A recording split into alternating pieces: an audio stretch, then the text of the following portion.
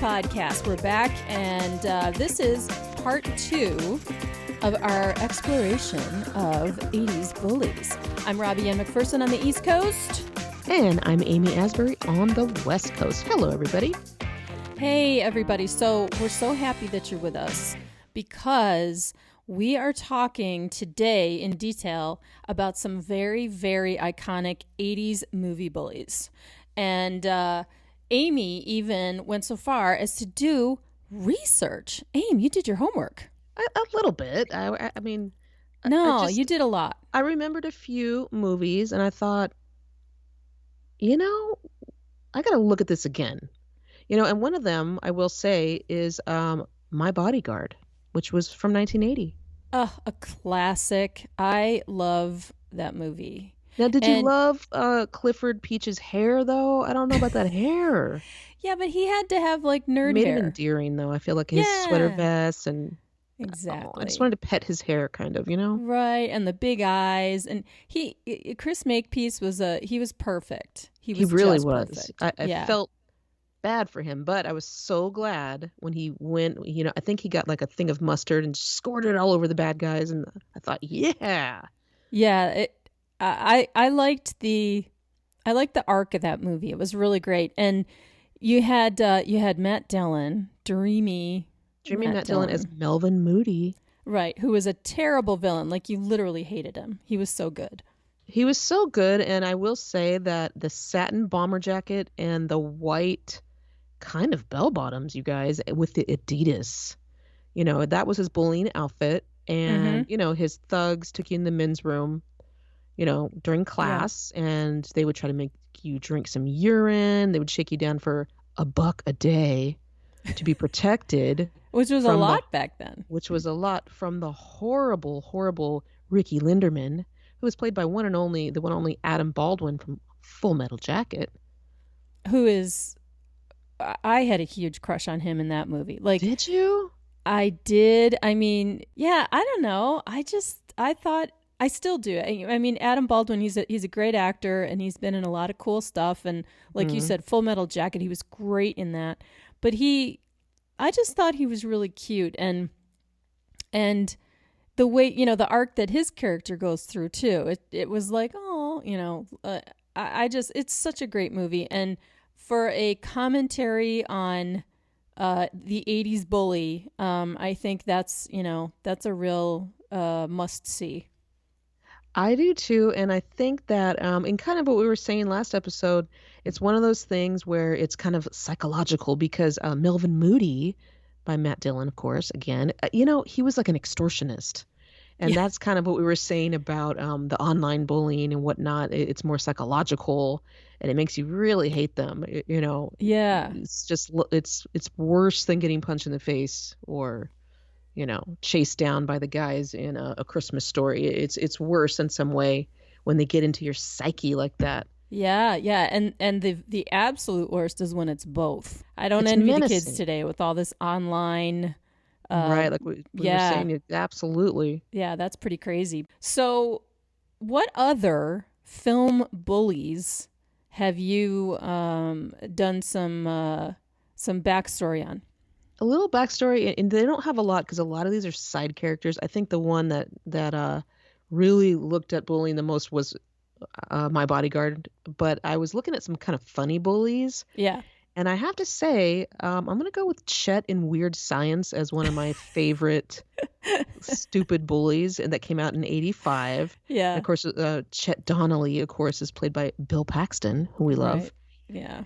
And, I'll never forget in the, I think it was the LA Times, one of the reviewers said, the film's appeal was limited to audiences of 15-year-old boys and maybe the 16-year-olds if they aren't too fussy, which I thought was funny. Which is also wrong because, I loved it. Right? Because it was John Hughes who wrote and directed, and, you had to watch it. Yeah. But, and he was like a caricature of, the older brother bully. But you know what's interesting about Weird Science? Remember, Robert Downey Jr. also played a bully and was more, he was more of a subtle bully, even though he did drop the milkshakes on their heads in the mall. That was so wrong. Yeah. Which, by the way, we need to do a whole show on the mall. Just sidebar. Oh my gosh. Right? So need to do that. Yeah. Okay. So that's coming, everybody. We're gonna explore the mall. Yeah. So the cool thing I thought about Chet, which he was so funny when he was turned into that blob monster, like, and he like catches a fly and then he gives himself a forehead smack and he's like, oh, like he's ashamed because he's catching flies, and he's making all these noises like, I mean, that was, I mean, it's a great movie, just a great movie. Well, it was funny because it was just so ridiculous. And, Chet is like this, he comes home from like his hunting trip because he looked like, I think he was like a military cadet or some sort, and he was there to babysit the kids in a way. The parents were out of town and he was just so, cigar, and I think he was a Marine actually. And he just, you're going to have to pay me, gosh, what was it? $175.00 cash, new bills, crisp and clean, in my wallet by 7 a.m. And he would like have them all slam his head against the wall. And and then of course the boys, like Frankenstein, created this woman who was played by Kelly LeBrock, right? Lisa. And she turned him into that big blob. The doll. And it was funny though, because in the end, I will say, Chet kind of apologizes to his brother Wyatt as that big old blob. And I just thought it was funny. Yeah, that's such a big, I didn't have a big brother, but you hear of big brothers being bullies, and I just thought that one was really funny. Yeah. What did he say? You're stewed, but what? What was his? But what was a big thing. And he, when the boys came home with the hangover, and he comes up and he's like, how about a nice, greasy pork sandwich served in a dirty ashtray? And then they throw up. Yeah, I just thought that was so funny. And when he would come down in his like undershirt and his boxers, time to pay the fiddler, and then he's like, I'm telling mom and dad everything, and I'm even considering making up some shit. He just was just so stupid. I loved him in Weird Science. So anyway, I don't know. He was a good one. He was kind of a lovable jerk. Right. Very. So you gotta love Chet Donnelly as a bully. Yeah. Yeah, he's up there. All right. So who else? Well, what, this one I didn't ever love because he just wasn't funny and he never got redeemed. And Biff Tannen from Back to the Future. Oh. I didn't watch the trilogy, you guys. I know that's crazy, but it just messed with my brain too much.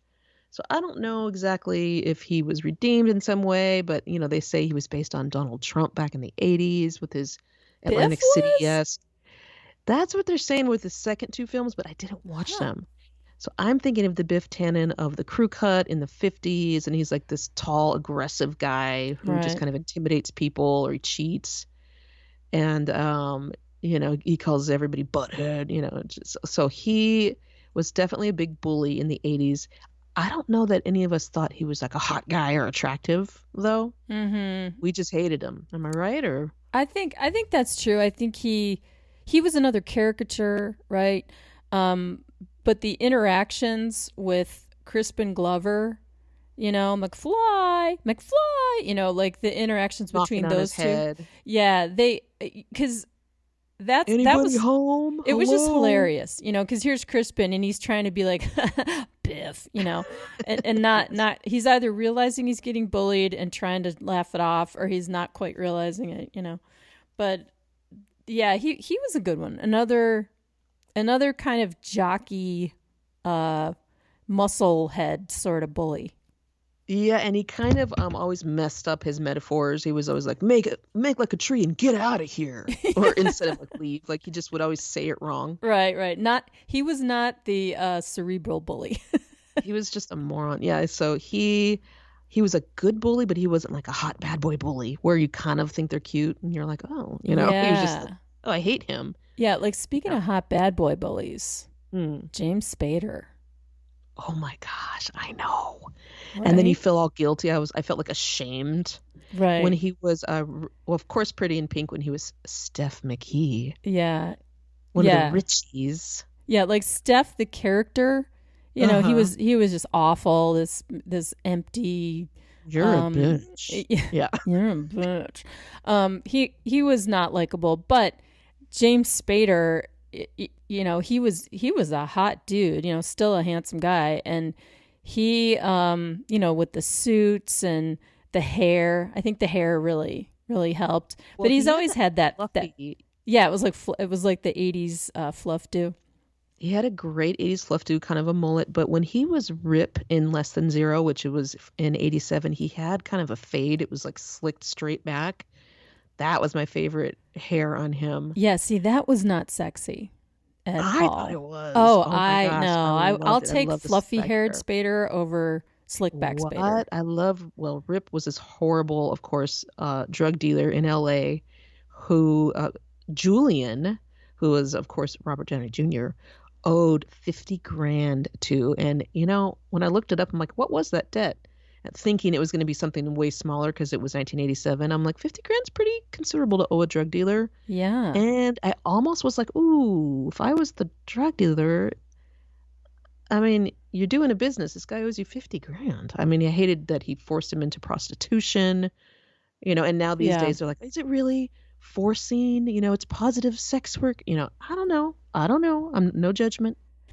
Yeah, It was, I don't I know, it feel was like he was forced. It trading. was like a sex trafficking thing in my Yeah, yeah, head. because he was trading the sexual favors to pay He off the debt. he And owed 50 G's, and I feel like it would have only been, I mean, back then, how many guys would he, it would have taken him forever at that rate. But, you know, yeah, good old Rip, he was in his jacuzzi, just chilling with his sunglasses on his head. And he was just yeah, like, in the who the fuck dark. do you think you're talking to? You're a junkie. The whole idea of like the sexy bad guy versus the jock kind of musclehead bad guy, all these things. I think it boils down to, of course, the character. I mean, whatever they wrote, right?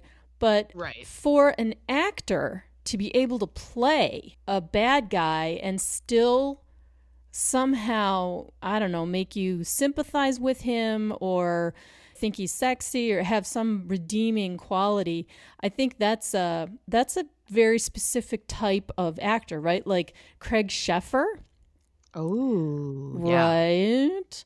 He was in Some Kind of Wonderful and played, this bad Wasn't he guy. Hardy, like Hardy Jenkins or Yeah, something like yeah, that? Jensen. Yeah, Hardy Hardy Jensen. Jensen. He was so cute in that movie. And I was Right? thinking, oh my gosh. And Yeah. even to an extent, Billy Zabka in all those Karate Kid movies, I was like, oh, he's kind of handsome. And he was in Back to School. He was kind of the jerk in that movie. And I think just one of the guys he was also in. And I Yeah. kind of thought he was handsome and he was supposed to be this bad guy. And I thought, oh, he's kind of cute, really. Right?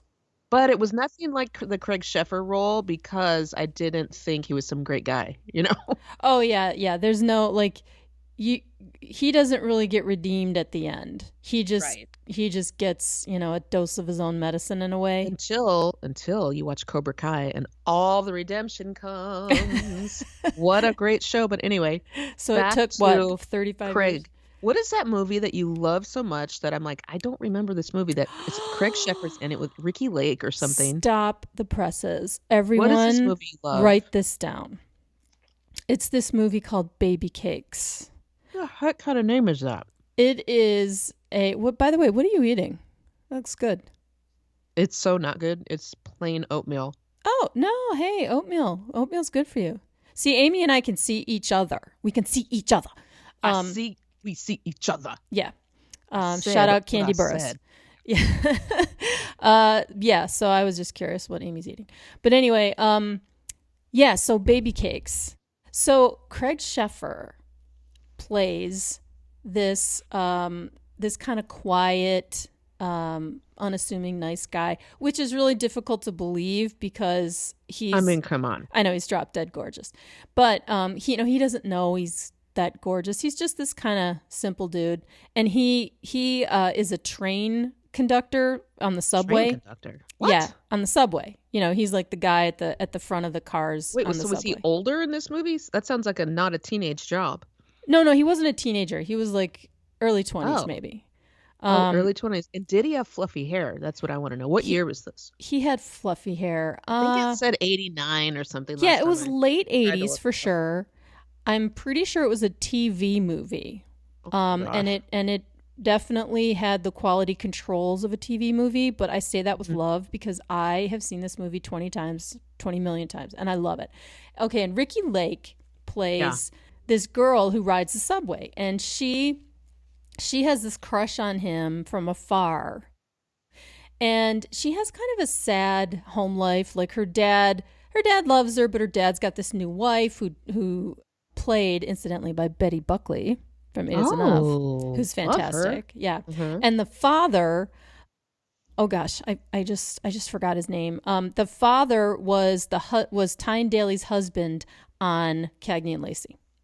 So you were just like, okay, I know these actors. Yeah, like the This guy's acting's great. I cute. mean, these are good actors, and the script is really cute. It's just a heartwarming movie. Like if you're looking for, Pulp Fiction, no, this is not your choice. But Okay, if if you want like to get a giant tub of ice cream and sit on a Saturday night with your cat and just disappear into this heartwarming little movie. But was he a bad boy though? No, Was no, he a no. bad boy in the movie? Oh, No. This is what I mean. Like, this is a slight sidebar, but like, got it. here's Okay. Craig Sheffer, who Yeah. can play a terrible bad boy in Some Kind of Wonderful. Right. And then he plays this really sweet guy in this Baby Cakes movie. And I don't know, it's just so adorable and so cute. And the gist of the story is that Ricki Lake kind of devises this plan to get him, quote unquote. Like she's just in love with him. And so she kind of comes up with this whole thing with her best friend and stuff like that. I highly recommend it as one of those, I mean, technically maybe it's not a great movie, but it's a beloved movie to a lot of people. It's so cute. And Well, I'm going shout to have out to check it out. Craig Sheffer and Ricki Lake because they're both really cute in it. Aw. It was kind of like maybe a Hallmark movie before its time, sort of, That's so cool. I love him was he another bad boy in a different movie? I just feel like when I see him, he's that. I know he was in A River Runs Through It. Yeah, but he wasn't a bad boy in that. He Oh, was okay. really good in that movie. Right. We should start a Craig Sheffer fan club, Right. right? Yeah. Yeah, that I sounds think good. so. Didn't we wait on him once? He was like super nice. Yeah, I waited on him at our I did famous deli. too. At Yeah. our very famous deli. And I remember I waited on him. He was by himself. He sat on the patio. He was super, super nice. Yeah. And I remember feeling like a little bit nervous, like, oh my gosh, he's really cute. Yeah, right? Yeah. Well, because it's like a shy cuteness, right? Like he doesn't like he doesn't have swagger, right? It's more like Or he like might, and dreamy. he's like good at not being Yeah, obnoxious. maybe that's his game, having no game. But he's dreamy. Like if I had to pick one word, I would pick dreamy with a capital D and like a little flower on the Y, on the end of the Y. I'd put a heart over it also. Yes. Oh my gosh. Yeah. So cute. Yeah, and when I waited on him, he actually came back in because he was with his mom. Oh, And, how cute. I mean, I know, right? How sweet. He's like having lunch with his mom. And his mom left her jean jacket. Her jean jacket. Yeah. So he came in and he and I was his waitress, right? So he comes up and he's like, excuse me, I was in here a little while ago, as if I, wasn't like, You're oh all my really, God, weren't you? Craig Sheffer. I know. He's all modest. Before you finish the story, which of the awful uniforms were you wearing when Craig Sheffer came to speak with you? Well, I was wearing the only uniform I had, which was the red polo shirt. Oh, The apron that I always washed, but I couldn't get the ranch stains out of. Ugh. And I had black jeans that I wore every day. And then Now, I didn't you had tape together your shoe or something. Oh yeah, or I had these Oh, beat up black shoes because we had to wear black pants and black shoes. You And know, they, when you left, they did start doing white button-down shirts that I had to have dry cleaned. But anyway, you were wearing the red. Do you think you oh smelled yeah, corned beef and brisket? I'm positive I smelled of corned beef and brisket, No. and fried And Craig foods. Yeah. Sheffer, was he tall? He cleared me by Man. I don't know, he's probably like 5'10" maybe. Yeah, cuz he cleared me by about 3 inches. So and oh my gosh, what just a sweet guy. And I, oh my God, you should have seen me tearing the place apart looking for his mom's jacket, but Did it you never find turned it? up. No. No. So I don't know if she left it somewhere else or if someone took it, but like there was nothing at the table. And I told him that. I said, well, when you left, there wasn't anything at the table or I would have saved it. He's And like, then you're like, oh, oh, thank you. if I would have noticed it was you, Yeah. you're like, If huh? I What? wasn't so distracted by your unbelievable handsomeness. Oh Yeah. my God. Yeah. Okay. So Yeah. enough googly eyes. All right. So back Okay. Yeah. to the bad boy bullies. So who else do you have on your list? Okay. This one, I did not find this guy a hot guy, but he did have swagger, kind of.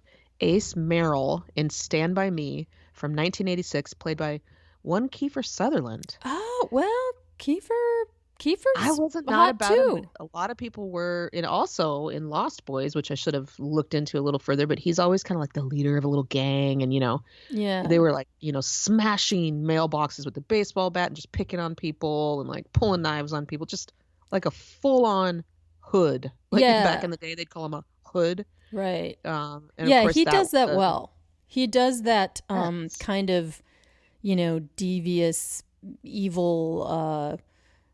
Planning, whatever. He does that well. I thought he And then he was. had that funky peroxided hair, which I think they did on purpose. Like, if you're some bad guy, you're gonna try and just bleach your hair. I don't know. I don't know what Yeah, that was all it's like for bad guys, you have to be one extreme or another. You have to either have black hair or like bleach right. blonde hair. Like you don't Just see a stand out. It's mousy like it's like brown. a band. You're the lead singer of a band. You're gonna be like a little more flashy. You're not the bass player, That's right. back in the back. You're Axl, you're not Duff, That's right. By the way, I always liked the bass player much better. But anyway, I was never lead singer is too flashy. But yeah, so Ace Merrill, the four kids, of course, the 12-year-olds, Gordy, Chris, Teddy, and Vern are all looking for this body. Yeah. And Ace Merrill and his gang are like, what? We want to find this body and become Right. We famous, want so in. they're going to try to steal it from them, So he was just a jerk, trying to burn people's cigarettes. So he was just, I thought he was very good at it. I wouldn't say I thought he was like some hot guy though. What did you think of him? Well, I always thought Kiefer Sutherland was really sexy. In fact, I saw him once at a Mexican restaurant when I was it was right by the Burbank Equestrian Center. I was taking horseback riding lessons. Was it And Casa Vega?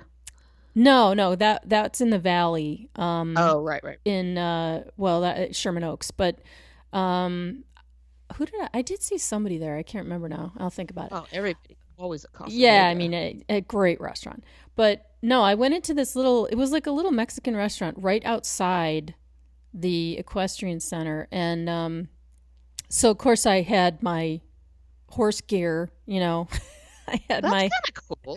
my Don't you boots, dare and tell me you think that's nerdy. I That's smelled like a horse. classy. But I walked in, and he was sitting in there, and this would have been the late 90s. So he Oh, was wow. sitting in there with a bunch of guys, and he was sort of holding court a little bit, but not in a crappy way.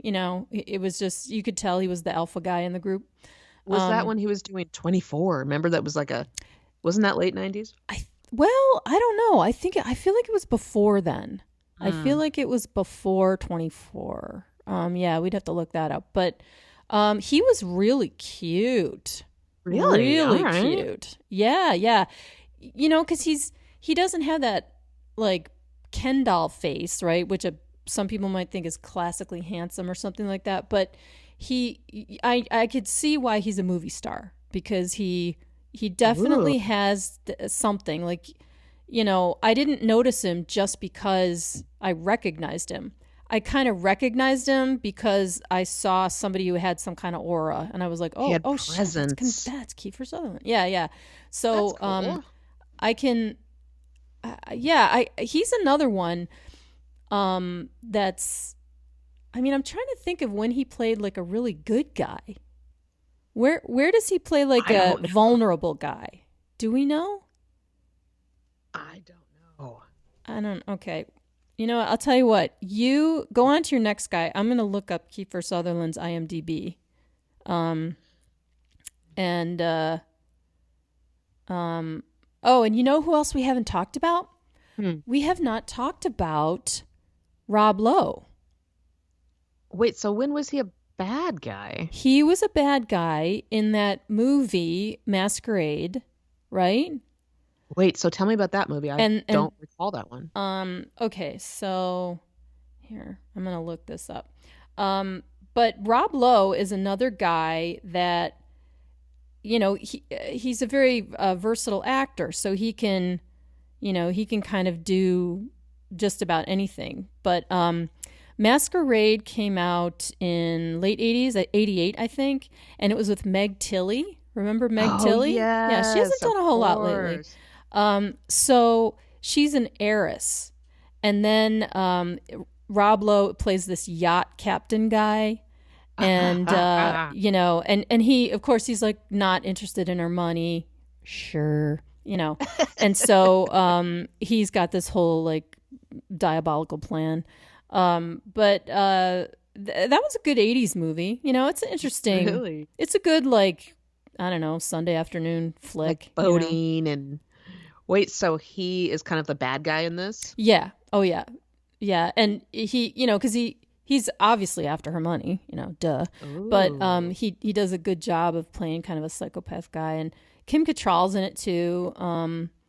But he was definitely a bad guy in that. And then, you know, what about Saint Elmo's Fire? I mean, he wasn't a bully, but he was definitely Billy.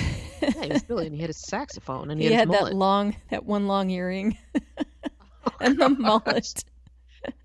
My sister had a door, just like the Bon Jovi one. Everybody, she had a door-sized poster. Oh no, it wasn't door-sized. That was Bon Jovi. But she had a poster of Billy with his sax. Oh yeah. I was like, ooh. Yeah. Well, he's got an interesting arc in that movie because he's sort of the black sheep of the group, right? Like maybe he's not a villain, but he's like, you know, just the screw up. And he's like a former frat boy or something. Right. But you understand Billy when the scene comes where Demi Moore is sitting with the curtains blowing, and she's in the, you know, in that room, and they took away all her rocking. Yeah, it was so dramatic. Right. She's holding her knees and rocking because the credit card company took away all her stuff and her Jeep. Oh, that's right. It's so sad. I should not be laughing. Yeah, and then he comes, you know, and he climbs in the window, and like everyone else is so clutching their pearls, and Billy's just like, yeah, I got this. And he goes in and he talks to her about her, you know, her situation, and he's just kind of like, you know what, it's cool, like, you know, you're gonna get past this, and you know, I'm a big failure too, because she was like, I'm such a failure, and why does my father hate me? And, right. Yeah, because remember her stepmom, she called it her stepmonster. So then you realize, oh, okay, like Billy, he may be a screw up, but because he's a screw up, he recognizes, you know, her vulnerability and all that, and shows his own. And I like that movie. It's very lovable. Yeah, it's a if you were in college in that era, which I was, I mean, I didn't go to Georgetown, but you do relate to a lot of the things the characters are going through, you know, and how they're sort of fumbling and finding their own way. And I'll tell you who's a bad boy in that movie, Judd Nelson. He was a creep. Remember? He was like a yuppie in that movie. Yeah, but he was cheating on oh, that's right. On what's her name? Oh my God. How did I forget her name? Ally Sheedy. No, Ally Sheedy. Oh my God. I just My She apologies was to the Ali Sheedy. Yeah, architect. I just She's the blanked on her name. architect. Oh Um, my gosh. yeah, because remember Andrew McCarthy was all in love with Ali Sheedy secretly, Oh playing, yeah, he was like the a role writer. he. Yeah, yeah, and and he's all with the eyes, the I Andrew love those McCarthy big eyes. intense eyes. Yeah, Oh, I love him. I know his blue eyes. Um, so yeah, Judd Nelson, he's just a kind of a dick in that movie.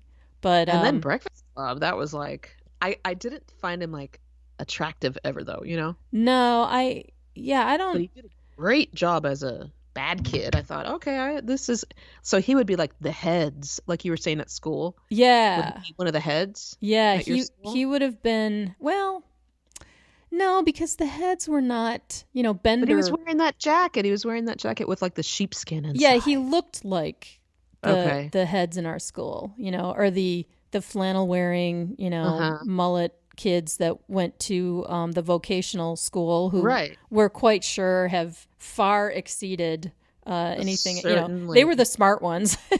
you That's know, what you said. It's true. we're all going to college. But John Bender was like this, but I will say that character, they really fleshed him out because by the end you were like, wow, I really feel for this guy. Yeah, yeah, the whole smoke up Johnny, like He came from the abusive household, and exactly. And you realize all of them came from these terribly dysfunctional homes and they all manifested. Because, in a way, Emilio Estevez in I that mean, all of them. movie, You're right. yeah, he Uh-huh. was also a bad guy because he threw Anthony Michael Yeah. Hall's character into a locker or no, I'm sorry. It, It was his friend. That's right. he did it to somebody. Yeah, he Yeah, gave and him like some crazy he taped wedgie. the It was guy's like some butt or horrible thing. something and really hurt him. Yeah. And yeah, and Anthony Michael Hall's like, "Hey, that was my friend." Oh, But that's so sad. Yeah, you're right. yeah, again, another, for kids of that era, which again I was, um, Hmm. that was that hit real close to home because It when did. my high school was kind of like that, it wasn't quite as nice, but it was a very suburban kind of high school, and all of those characters they did go to my school, although the heads were not like, how Judd Nelson's so provocative and he was so like finger poking all the time and always You know pushing what's funny? They everybody. said off camera he stayed in character, and he was harassing Molly Ringwald off camera. And Really? John Hughes wanted to fire him over it, and everyone else had to convince him not to fire him. Oh, Yeah, he that is stayed in interesting. character. That is And they were really going to interesting. have John Cusack in that role, but John Hughes replaced him at the last minute because John Cusack didn't look like threatening enough. Oh, So that's interesting. isn't that strange? Yeah. So John Bender, Judd Nelson, I cannot picture anybody else in that role. They were considering Nicolas Cage, they said. I just think he looks like a nerd. I don't know. Sorry, Nick I Cage. think Nicolas Cage could have done it. Maybe. I did see a movie where John Cusack played a bad guy. It was not a nostalgia movie, but there's a movie called The Uh-huh. Paperboy with Nicole Kidman. It's Got actually it. kind of a stomach turning movie to watch. The story is really difficult. I Oh mean, it's a my. beautiful movie. It's well done and stuff, but I couldn't handle it. Like afterward, I had to watch like sitcoms to bleach my eyeballs. But John Cusack was a terrific villain in that. I mean, he Oh, was okay. His brutal. range. Yeah, he played a brutal character, just pure Wow. evil, and he was great. He was really great in that. But it's probably tough because going back to the 80s, I mean, what does everybody think John Cusack is, right? Lloyd Dobler. The nerd, I think of, yeah, Lloyd Doppler or the nerd from 16 Candles in the background. Yeah, who gets it put in the trunk by the football team. Yeah. So, Ted, we're dying. Ted, Will you Farmer take those Ted. ridiculous things off? So Yeah. funny. Yeah, those are pretty great. Are we missing like a bad boy who did a complete 180 in a movie? I mean, we have some that are redeemed, but are there any that we're not thinking of? Like, I mean, probably. There's probably a lot. I feel like sometimes they're just like a plot device and, they cast somebody and we just see the outcome of it. But I think one of the ones, going back to My Bodyguard, I love that they really thought about bullies and bad boys so much in that movie, because the person who everyone is supposed to be protected from, Ricky Linderman, was, you first meet him and you think he's killed people and raped teachers and all this, and you find out he's really rumors. not. Yeah, it was like rumors about him, right? Because nobody knew him. Nobody knew him, and it turns out he did actually accidentally kill his brother, but it was like an accident. They were playing with a gun or something, and he felt awful about that, and that's why he was so sad and miserable probably in the first place. But I think that one is where I initially thought one thing, and then by the end I thought, oh no, this is a very troubled person with a really sad life, and he's not a bully, But I wouldn't call him a bad boy, because I just felt too much for him. Hey, you know who we're skipping over? Who was definitely not a sexy villain, but in Ferris Bueller's Day Off, the principal. Rooney? Yeah, Principal Rooney. Oh my gosh. Ed Rooney. So funny. When Ferris's sister, Jennifer Grey, kicks him in the face with those 3 kicks in succession. I still laugh at that. Yeah. So funny. Yeah, that's boy, is that movie a classic. Oh my God. How many times do you think you've seen Ferris Bueller's Day Off? Probably 50. God, I would like double that. I think I've literally seen that movie 100 times. Very first came out. You did? The drive-in, yeah. The drive-in. Do you still have drive-ins out there? In California? I don't think so. I don't know. Probably somewhere.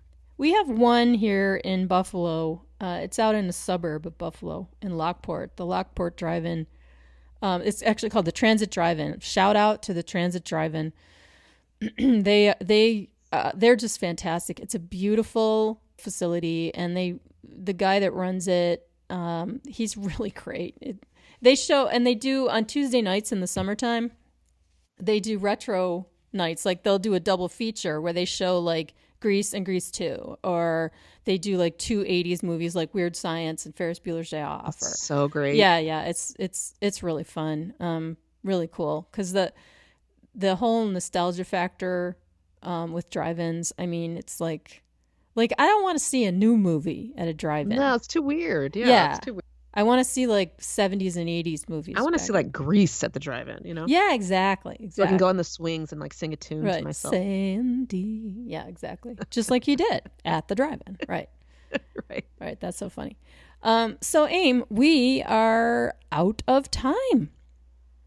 Our bully discussion and our bad boys discussion must come to a close. But we want to really thank you guys for hanging out with us. And listen, we are on Twitter, Glitterbee Girls. We're on Instagram, Glitterbee Girls. And we also have a website, glitterboomgirls.com. So find us out there on the web. You can follow us or comment or, tell us some topic you want us to talk about. We love hearing from you guys. It is just so much fun. It's why we do this. Because God knows it's a lot of work, isn't it, Aim? No, I feel like it's a labor of love. I don't want to say it's a lot of work. I think it's delightful. Yeah. I love it. It's enjoyable work, but it's a lot of time. Like, people sort of think, oh, let's start a podcast. And it's like, okay, let me sit you down. Let me just, Well, you know what? You can't pull the curtain back and show how the sausage is made. Right? No. And listen, I'm taking those secrets to the grave. But I'm just saying, for the folks out there, and another shout out to all our fellow podcasters. I mean, there's a lot of people talking nostalgia, and we love it. But it is hard work. So we do it for you guys and for us too, because it's fun. I love talking about this stuff. Like, I need a place to put it, right? Me too. Yeah, because like, where else can I place my thoughts about, Craig Sheffer and baby cakes? Like, it's just, you got to put it somewhere. Yeah. You do. That's so true. Right. All right. Well, thank you for listening to us, everybody. And we put out podcasts every week. So check us out. We're so happy you're with us. From the Glitter Boom Girls, I'm Robbie-Ann McPherson. And I'm Amy Asbury. Thanks, you guys. We'll see you next time.